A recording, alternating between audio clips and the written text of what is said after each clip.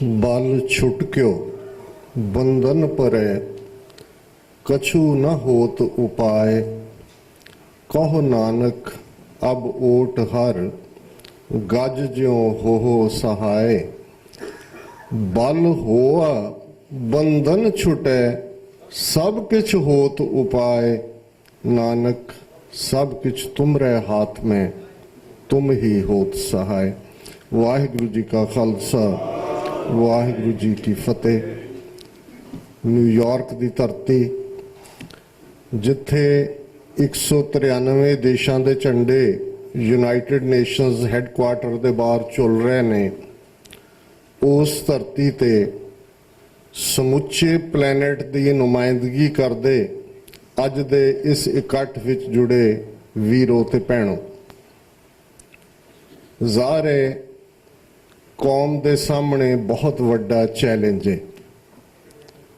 बेशक कौम का जन्म ही उन्हां चैलेंजां झखड़ां तूफानां दे विच होए। जे असीं धरती दे उस खिते दी इतिहासक पिछोकड़ वल पंछी झात मारीए ते हज़ारां सालां तो दरा खैबर क्रॉस करके उस धरती ते आउण वाले लुटेरे जिन्हां ने उत्थे अपनियां हकूमतां बनाईयां ते जिहड़े अज दिल्ली दे तखत ते काबज़ ने, उन्हां दे ब्राह्मणां ने ये सलोक कढ़िया दिलीश्वरो ईश्वरो कि दिल्ली दा बादशाह ही रब है ते हमलावरां नूं वैलकम करना ही नहीं उन्हां दा हिस्सा बने। अज दे हाकम जे औरंगजेब जां उस दे जुल्मां दी गल करदे ने ते इतिहास दे इस तत्थ तो कोई मुनकर नहीं हो सकता कि औरंगजेब दी फौज दा 1/3 हिस्सा हिंदू राजपूत सन और वो राजा जय सिंह वर्गे जिहड़े ने उही बाकियां नूं अगों दबाण दे लई फ्रंट ते रह के अगवाई करदे सन फौजां दी। कौम दे सामने अज बहुत वड्डा चैलेंज है। 15 अगस्त 1947 देश वंड, पार्टीशन, रौले, बहुत सारे शब्द इसलिए इस्तेमाल किए जाते हैं। इस दे नतीजे वजों 1000 साल की गुलामी चों निकल के हिंदुआं दे कोल मुल्क जिस दा डिसीजन भी जे तुसी फ्रीडम एट मिडनाइट किताब पढ़ते हो, ज्योतिषियां ने डिसाइड किया कि कदों इस दिन का ऐलान करने और इस दी शुरुआत मुसलमाना ने अपना मुल्क पाकिस्तान बनाया। कायदे आज़म मोहम्मद अली जिन्हां दी सुचज्जी अगवाई हेठ, जिन्हां ने रिपीटडली वार्न किया सी सिख लीडर्स नूं, सरदार कपूर सिंह जिहड़े साडे 20वीं सदी दे बहुत वड्डे सिख फिलासफर होए ने, उन्होंने साची साखी दे विच लिखे कायदे आज़म दे शब्दां नूं दोहराया जिहदे च उन्होंने कहा कि Sikhs are politically naive. They have seen Hindus as the co-slaves, but when they will see them as the rulers, they will see their true face when Hindus will be the masters and Sikhs will be the slaves. कि सिख सियासी तौर पर अनाड़ी ने, उन्होंने हिंदुआं नूं सह गुलाम के तौर पर देखे। जदों उन्होंने हाकम वजों देखणगे फिर सिखां नूं इस गल की समझ पैगी कि वो गुलाम ने ते ये हिंदू हाकम ने।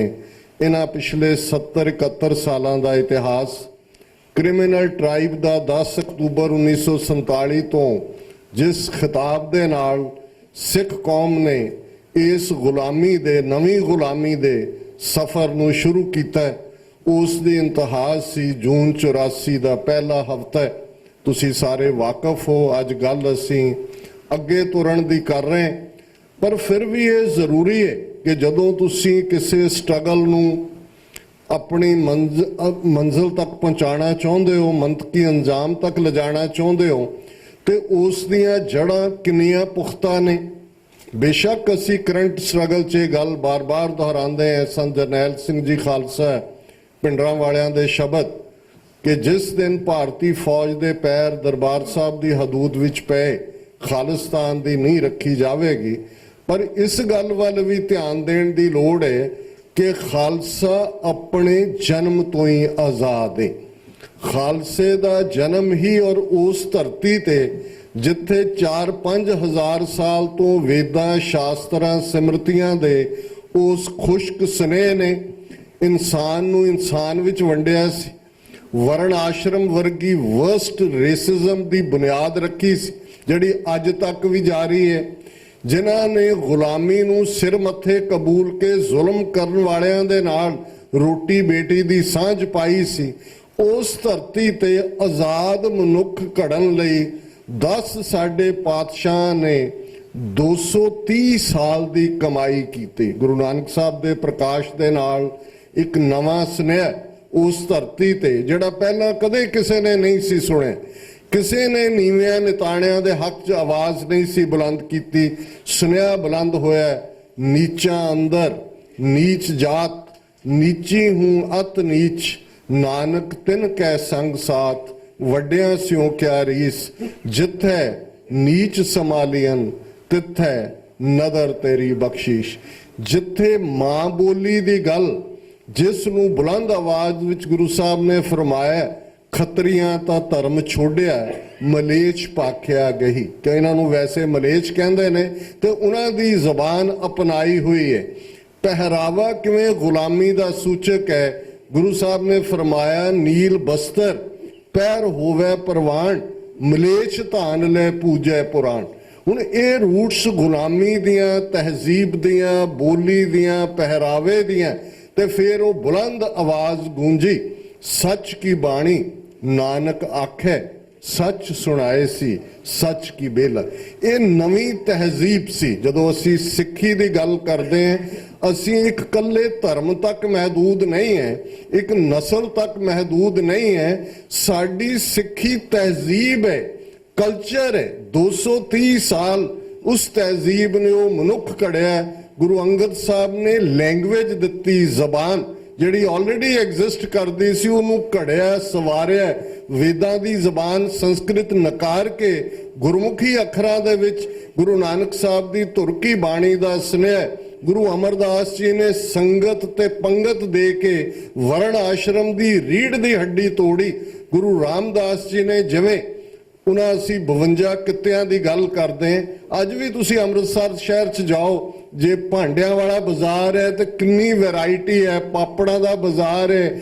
ਔਰ ਇਹ ਕੰਪੀਟੀਸ਼ਨ ਜਦੋਂ ਅੱਜ ਅਸੀਂ ਦੁਨੀਆ ਦੇ ਵਿੱਚ ਇਸ ਮਾਰਕੀਟ ਦੀ ਗੱਲ ਕਰਦੇ ਹਾਂ, ਅਮਰੀਕਾ ਦੇ ਵਿੱਚ ਕੋਈ ਸ਼ਾਪ ਇੰਸਪੈਕਟਰ ਨਹੀਂ ਨੇ ਜਿਹੜੇ ਜਾ ਕੇ ਚੈੱਕ ਕਰਦੇ ਨੇ ਕਿ ਭਾਅ ਕੀ ਹੋਏਗਾ।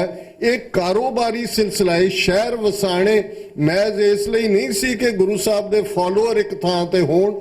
ਤੁਸੀਂ ਆਪਣੀ ਤਹਿਜ਼ੀਬ ਦੀ ਗੱਲ ਕਰਦੇ ਹੋ। ਉਹਨਾਂ ਸ਼ਹਿਰਾਂ ਦੇ ਅੰਦਰ ਜਿਹੜੀ ਸ਼ਹਿਰ ਵਸਾਣ ਦੀ ਗੱਲ ਕਰਤਾਰਪੁਰ ਸਾਹਿਬ ਤੋਂ ਸ਼ੁਰੂ ਹੁੰਦੀ ਹੈ ਤੇ ਫਿਰ ਅਨੰਦਪੁਰ ਸਾਹਿਬ, ਪੌਂਟਾ, ਅਬਚਲ ਨਗਰ, ਹਜ਼ੂਰ ਤੱਕ ਜਾਂਦੀ ਹੈ। ਇਸ ਸਾਰੇ ਨੂੰ ਅੱਗੇ ਤੋਰਦੇ ਆ ਪੰਜਵੇਂ ਪਾਤਸ਼ਾਹ ਨੇ ਸਾਨੂੰ ਹਰਿਮੰਦਰ ਦਿੱਤਾ ਹੈ। ਉਸ ਦੇ ਵਿੱਚ ਸਥਾਪਿਤ ਗੁਰੂ ਗ੍ਰੰਥ ਸਾਹਿਬ ਮਨੁੱਖਤਾ ਦਾ ਗ੍ਰੰਥ, ਪਰ ਇਸ ਨੂੰ ਨਕਾਰ ਕੇ ਕਿ ਸਿਰਫ ਵੇਦ ਹੀ ਜਿਹੜੇ ਨੇ ਇਹ ਰਿਵੀਲਡ ਰਿਲੀਜਨ ਨਹੀਂ ਹੈ, ਇਸ ਦੇ ਨਾਲ ਤੇ ਫਿਰ ਸ਼ਹਾਦਤ ਦਾ ਕਨਸੈਪਟ 6ਵੇਂ ਪਾਤਸ਼ਾਹ ਤੱਕ ਪਹੁੰਚਦੇ ਆ। ਜੇ ਤਲਵਾਰ ਮਿਲਦੀ ਹੈ ਤੇ ਫਿਰ ਭਾਈ ਨੱਥਾ ਤੇ ਅਬਦੁੱਲਾ ਪਹਿਲੇ 2 ਢਾਡੀ ਇੱਕ ਪਿੰਡ ਸੁਰ ਸਿੰਘ ਵਾਲਾ ਦੇ ਨੇ, ਇੱਕ ਪਿੰਡ ਸੁਲਤਾਨਵਿੰਡ ਦੇ ਨੇ। ਉਹ ਪਹਿਲੀ ਵਾਰ ਉਹ ਢਾਡੀ ਵਾਰ ਗਾਉਂਦੇ ਨੇ। ਉਸ 2 ਤਲਵਾਰੀ ਬੱਧੀਆਂ, ਇੱਕ ਮੀਰੀ ਦੀ, ਇੱਕ ਪੀਰੀ ਦੀ, ਇੱਕ ਅਜ਼ਮਤ ਦੀ, ਇੱਕ ਰਾਜ ਦੀ, ਇੱਕ ਰਾਖੀ ਕਰੇ ਵਜ਼ੀਰ ਦੀ, ਪੱਗ ਤੇਰੀ ਕੀ ਜਹਾਂਗੀਰ ਦੀ। ਲਾਈਨਸ ਡਰਾ ਹੋ ਗਏ ਆ ਦਿੱਲੀ ਤਖਤ ਦੇ ਨਾਲ। ਜਦੋਂ ਦਿੱਲੀ ਤਖਤ ਤੋਂ 2 ਫੁੱਟ ਉੱਚਾ ਅਕਾਲ ਤਖਤ ਤੇ ਅਕਾਲ ਤਖਤ ਦਾ ਪਹਿਲਾ ਹੁਕਮਨਾਮਾ ਵਧੀਆ ਜਵਾਨੀ, ਵਧੀਆ ਘੋੜਾ, ਵਧੀਆ ਸ਼ਸਤਰ, ਤੇ 4 ਸਦੀਆਂ ਦਾ ਇਤਿਹਾਸ ਇਸ ਗੱਲ ਦੀ ਗਵਾਹ ਹੈ ਕਿ ਇਹ ਕੌਮ ਕਿਵੇਂ ਉਸ ਤਹਿਜ਼ੀਬ ਦੇ ਨਾਲ ਪਰਨਾਈ ਹੋਈ, ਫਿਰ ਕਿੰਨੀਆਂ ਤਾਕਤਵਰ ਹਕੂਮਤਾਂ ਦੇ ਨਾਲ ਭਿੜੀ।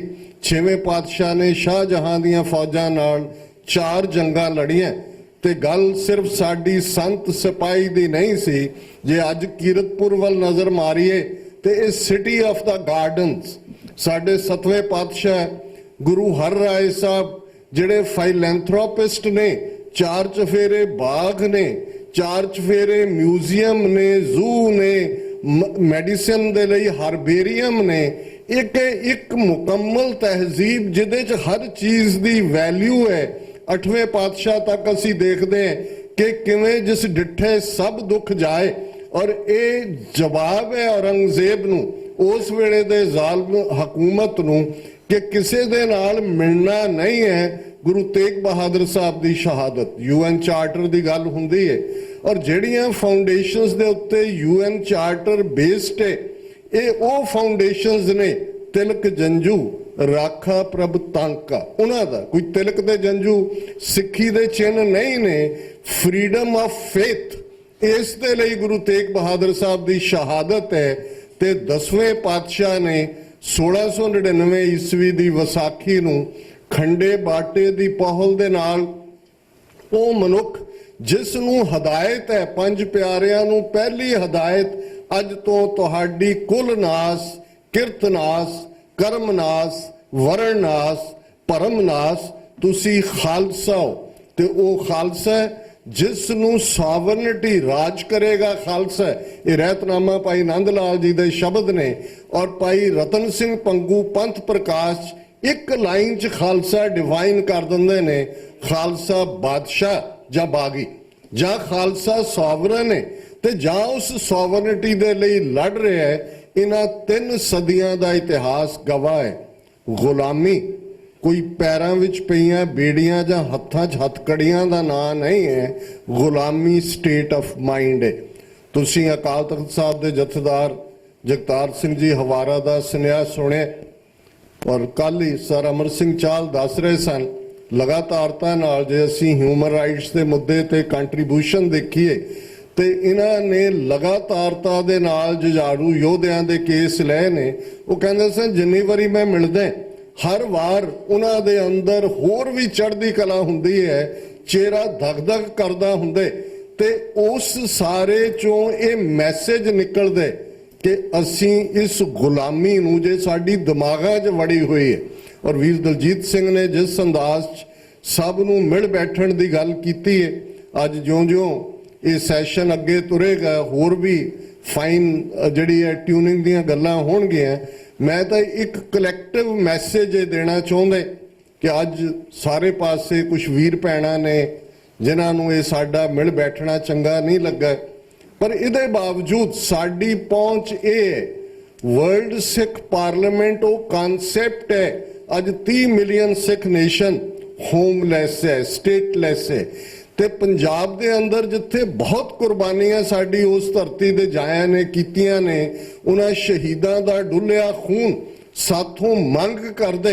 ਜਦੋਂ ਸੰਤ ਪਿੰਡਾਂ ਵਾਲੇ ਸ਼ਬਦ ਕਹਿੰਦੇ ਸਨ, ਖਾਲਸਾ ਜੀ ਸ਼ਹੀਦਾਂ ਦੇ ਖੂਨ ਦਾ ਹੱਕ ਲੈਣੇ, ਤੇ ਹਰ ਸਿੱਖ ਜੇ ਇਹ ਸਵਾਲ ਆਪਣੇ ਆਪ ਨੂੰ ਪੁੱਛੇ ਕਿ ਅੱਜ ਸਾਡੀ ਸਰਵਾਈਵਲ 30 ਮਿਲੀਅਨ ਸਿੱਖ ਨੇਸ਼ਨ, ਜਦੋਂ ਦੁਨੀਆ ਦੇ ਵਿੱਚ, ਯੂਰਪ ਦੇ ਵਿੱਚ, ਅਮਰੀਕਾ 'ਚ ਅਸੀਂ ਦੇਖੀਏ ਨੈਸ਼ਨਲਿਜ਼ਮ ਦਾ ਕਨਸੈਪਟ ਵਾਪਸ ਆ ਰਿਹਾ ਹੈ, ਕਿਵੇਂ ਰਾਈਟ ਵਿੰਗ ਪਾਰਟੀਆਂ ਬਿਲਕੁਲ ਉਸ ਸਾਰੇ ਕਨਸੈਪਟ ਨੂੰ ਨਾ ਸਿਰਫ ਉਹ ਅਪਣਾ ਰਹੀਆਂ ਨੇ, ਉਹਨਾਂ ਦੀ ਪਪੂਲੈਰਿਟੀ ਵੱਧ ਰਹੀ ਹੈ। ਸਾਡੇ ਕੋਲ ਤਾਂ 1849 ਤੱਕ 1.5 ਲੱਖ ਮੁਰੱਬਾ ਮੀਲ ਦੀ ਧਰਤੀ ਦੀ ਉਹ ਟੈਰੀਟਰੀ ਸੀ ਜਿਹੜੀ ਉਸ ਵੇਲੇ ਦੇ ਯੂਰਪ ਨਾਲੋਂ ਵੀ ਖੁਸ਼ਹਾਲ ਸੀ।